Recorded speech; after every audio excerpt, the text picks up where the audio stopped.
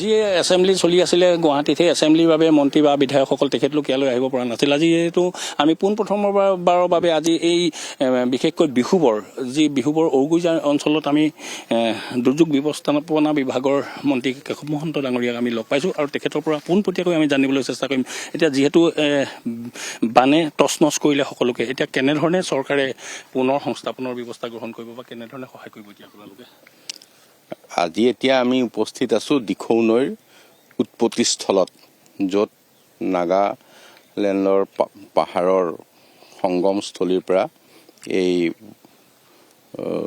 দিখৌ নৈৰ উৎপত্তি হৈছে আৰু এই অঞ্চলৰ পৰাই পানী গৈ এই গোটেই আমাৰ শিৱসাগৰ হওক চৰাইদেউ হওক গোটেই অংশটো ডুবাই পেলাইছিলে আৰু 19 তাৰিখে নিশা পানী সোমাইছে।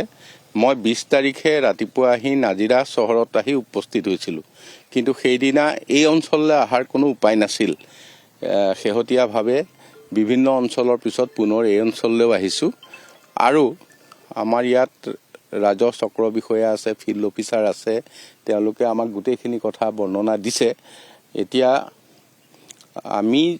আপুনি যিটো কথা সুধিছে, আমাৰ এইখিনি ঔগুৰিজানৰ পৰা গৈ আমাৰ নেপালীখুটি পিছতে বিহুবৰ, তাৰপিছতে চন্তক, এই গোটেই অঞ্চলটো সবাতোকৈ বেছি বিধ্বস্ত হোৱা অঞ্চল।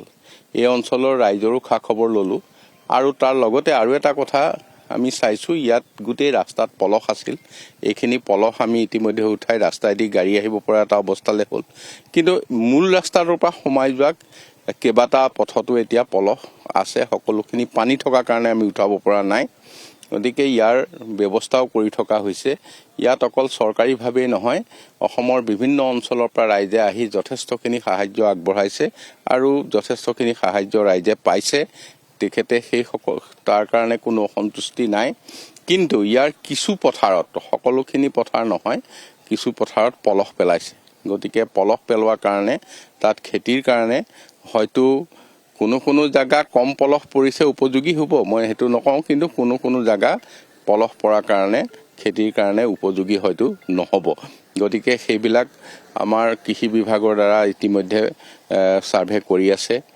আমাৰ ৰাজহ চক্ৰৰ বিষয়াৰ তাৰ পৰা ইতিমধ্যে ছাৰ্ভে কৰিছে। মাননীয় মুখ্যমন্ত্ৰীয়ে এককালীন সাহাৰ্য এটা পোনপ্ৰথমে আগবঢ়াবলৈ যি প্ৰস্তাৱ আনিছে, আৰু তাৰ লগতে আমি চেষ্টা কৰিছোঁ যে তেখেতসকলৰ যিসকলৰ ঘৰ দুৱাৰ অধিক ক্ষতিগ্ৰস্ত হৈছে, তেখেতসকলক চৰকাৰী নিৰিখ অনুযায়ী যিখিনি সাহাৰ্য আমি দিব লাগিব সেইখিনি দিয়াৰ কাৰণেও আমি ইতিমধ্যে ছাৰ্ভে আৰম্ভ কৰিছোঁ। আমি আশা কৰিছোঁ যে ইয়াৰ সকলোৱে উচিতভাৱে চৰকাৰৰ পৰা সম্পূৰ্ণ সহায় পাব, যিটো মাননীয় মুখ্যমন্ত্ৰী ডাঙৰীয়াই এটা পদক্ষেপ গ্ৰহণ কৰিছে।